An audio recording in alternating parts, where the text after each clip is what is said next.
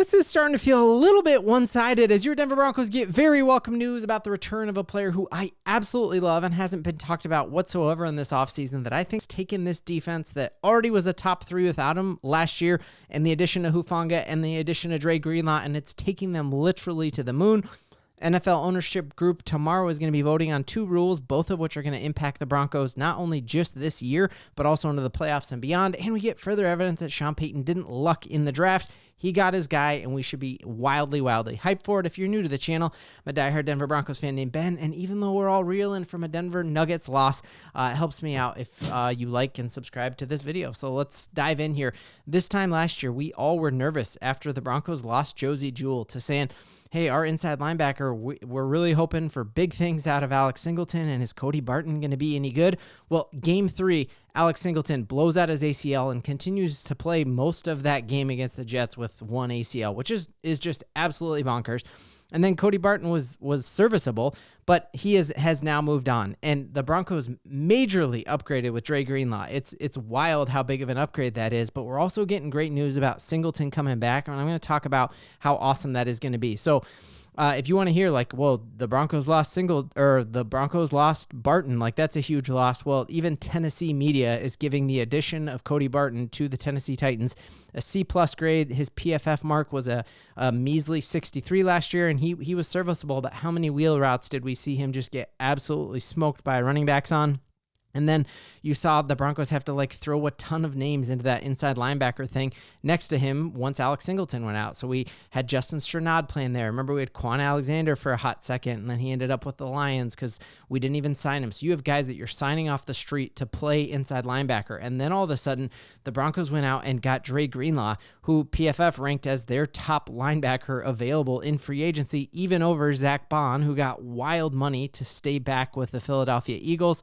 If he's returned and healthy from that Achilles injury, which happened 2 seasons ago, and remember, Shanahan and John Lynch both wanted him so bad that they flew out to his home in Texas because they know he's back. They saw him play the last couple games of the season and knew what is left in his tank. So adding Jahdae Greenlaw, just swapping out Jahdae Greenlaw for Cody Barton, and you were like, you're cooking with gas there. Again, we were a top 3 defense, but it gets better than that because guess who was coming back? Number 49 himself, Alex Singleton. So we are getting great updates that Singleton is back and ready to hit it hard again. So he's not allowed to come out and specifically say he's going to be 100% at training camp, but both in his interview with the Denver Post and on his spot on DNVR, he said, I will be back. You're going to be very pleased with what you see. I'm getting my helmet fitted next week, and you can see for yourselves where I'm at. But this is a guy who played an entire half of football on 1 ACL and feels very, very confident. When he was at the Super Bowl doing media appearances, he was saying, I think I could play in the Super Bowl. So obviously, if he could play in February, he's going to play in September, and that is just going to be fantastic for us. You got to remember, he was our leader in tackles. He had 177 tackles, and not just our leader in tackles. The last year he was fully healthy. He also had more tackles than any other player in the NFL other than 3 or 4 of them. His PFF grade was 89.9. So you are replacing a 63 PFF grade with Cody Barton with an 89.9 PFF grade with Alex Singleton. Your leader in tackles, and then you're the better player than both of those dudes is Jahdae Greenlaw. And so this was a top 3 defense already. And now our inside linebackers, I think, are some of the best in the AFC, definitely some of the best in the AFC West. So that's just fantastic news. And remembering what this guy did in meaningful games, this was our game trying to get into the playoffs that last year with Russell Wilson. You can see him sacking the quarterback and coming in and just having a wild burst there to be there as a sacker. But then you also see him multiple times in pass coverage. All of the last year he was healthy. You see him as just more than an adequate pass defender. So you think of him on Brock Bowers. You think of him on Travis Kelce. He always held Travis Kelce in check, and he can jump up just like we see right in this footage right here. Even the Dolphins game, we got blown out there. You see him as a very adequate run stopper as well. And so you have a very, very versatile player. So having him back is just incredible news to me. And I think that when you think about what type of guy he is, what type of leader he is, he's kind of the Aaron Gordon of this team to me, that he, even though he had this catastrophic knee injury and was probably down in the dumps, he still stuck it out on that 2-game East Coast road trip. And most guys would have flown back to Denver and started their recovery right away. He was in the sideline of every game. He flew out to the Buffalo game and was in the sideline still listening in the earpiece, making calls. So this is the type of guy who is a glue guy for this team. And so having him back, even if we didn't get Dre Greenlaw, I would be wildly hyped because he is such an advantage over Cody Barton.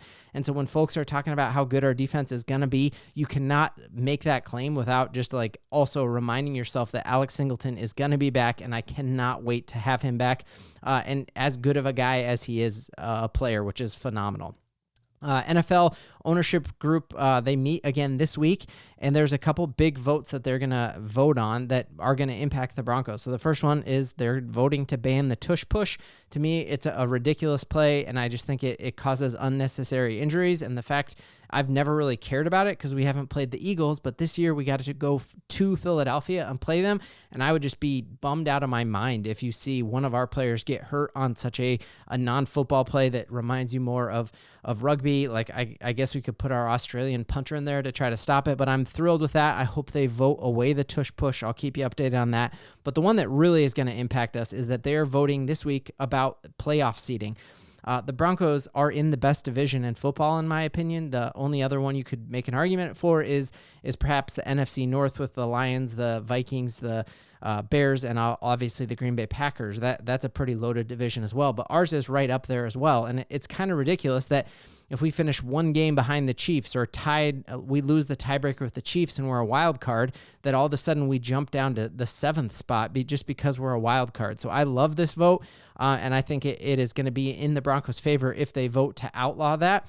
What's interesting is Sean Payton is vocally against this, which to me is a sign that he believes the Broncos aren't even going to settle and don't even need to worry about this because he views us as winning this division. If we made the wild card last year with a rookie quarterback, with no linebackers, with no tight end, without a 100-yard rusher, what are we going to do this year? So the ultimate sign of confidence to me is Sean Payton being like, psh, we don't need this, but I think this is a good fallback and plan B for the Broncos if we lose a tiebreaker and are a wild card.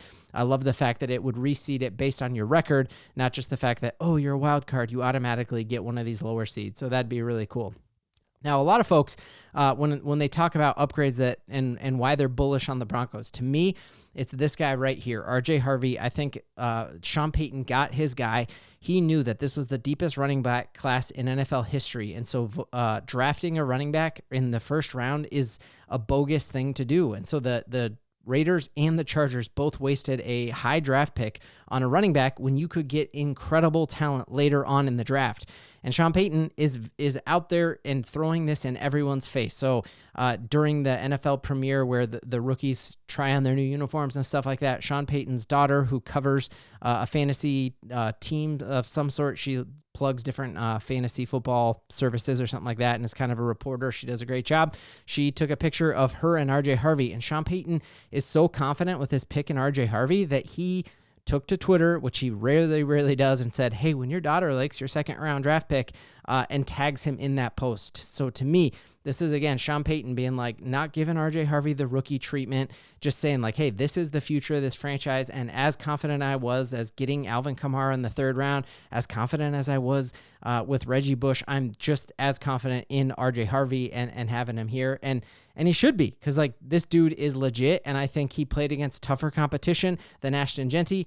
He's an inch shorter than Ashton Genty, but I bet you with measurables, remember Ashton Genty did not run the 40 time. He skipped out on all the NFL combine stuff because he is above that, right? Which we can get past and get irked about that as Broncos fans. But if you take a look at just at what they actually are looking like next to each other, there's tons of pictures going out and people saying RJ Harvey's a small back and he's barely any shorter than the first running back off the board, Ashton Genty. And so Sean Payton is flexing his muscles saying, hey, I didn't panic and draft Jahdae Barron with the first pick in the Broncos draft. This was intentional. I knew that RJ Harvey would be there and that RJ Harvey is 1B to Ashton Genty. And I was able to also get a starting slot corner who is going to erase Ladd McConkey this year, who's going to be able to line up inside, outside. And, oh yeah, we already had a top 3 defense last year and we're getting Alex Singleton back. And We got Dre Greenlaw, and we got Huffanga. It's getting ridiculous because the Denver Broncos are going to win the AFC. We are going to make a deep playoff push, clear out your late January, clear out your February, because you're going to be watching Broncos football, and that's something we should all believe in.